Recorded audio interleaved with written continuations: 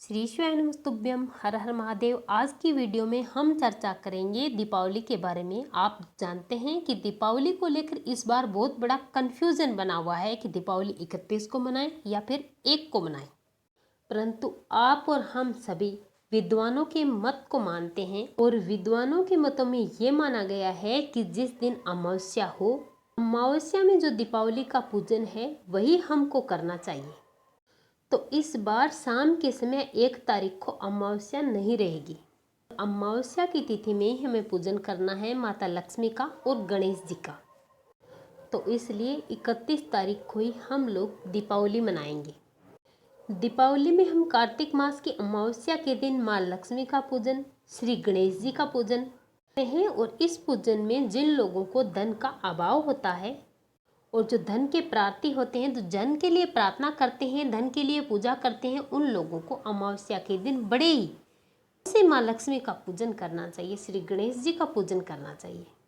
तो 31 तारीख को हम दीपावली का पर्व मनाएंगे। सबसे पहले तो ये बात समझें कि दीपावली पूजन के लिए सारी शुभ सामग्री होनी चाहिए और प्रयास ये करना चाहिए कि जो भी सारी शुभ सामग्री है वो हमारे घर से होना चाहिए और से इसकी व्यवस्था ना करें। भोग जब आप लगाते हैं तो माता लक्ष्मी को आपको सफ़ेद मिठाई का भोग लगाना चाहिए और हो सके तो ये सफ़ेद मिठाई आप अपने घर पर बनाएं, बाहर से लाने की कोशिश आप कम ही करें। परंतु वो सफ़ेद मिठाई क्या है, अगर हम बाज़ार से लाएंगे तो आप सबको पता है कि बाज़ार में किस तरह से मिठाइयाँ बनती हैं और लोग क्या क्या चीज़ें मिलाते हैं और किन किन चीज़ों का ध्यान रखते ही नहीं।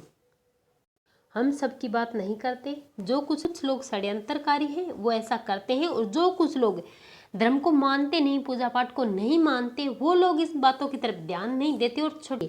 अगर आप हो सके तो अपने घर पर तैयार करें, कुछ नहीं कर सकते तो आप खीर बना लीजिए भाव से। माता भाव की भूखी होती है, आपकी बाजार से लाई हुई महंगी मिठाइयों की नहीं।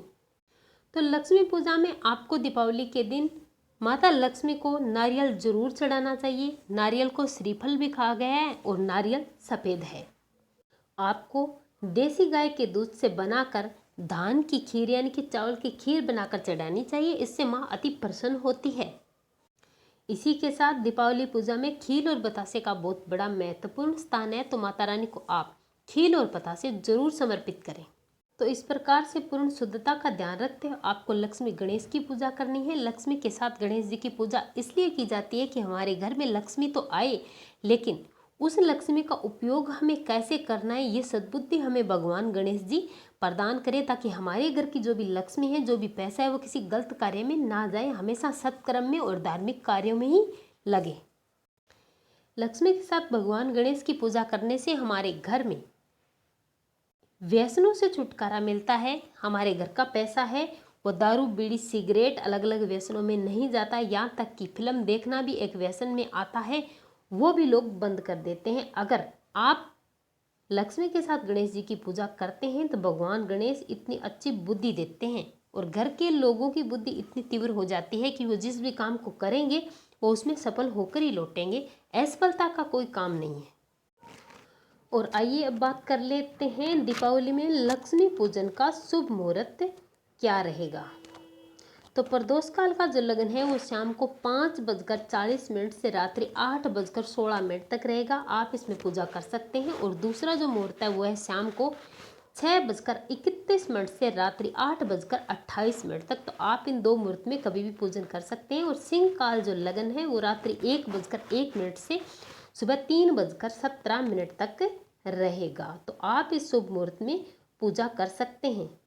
इस दीपावली पर हमें और हम सबको, हमारे आसपास के लोगों को भी आपको बताना है कि हमें 1 दीपक एक्स्ट्रा जलाना है अपने सनातन के लिए, अपने सनातन के प्रचार के लिए, अपने घर के बच्चों के लिए, अपने घर के परिवार को, अपने घर के सभी सदस्यों को सनातन की ओर अग्रसर करने के लिए हमें 1 दीपक सनातन के लिए जरूर प्रज्वलित करना चाहिए।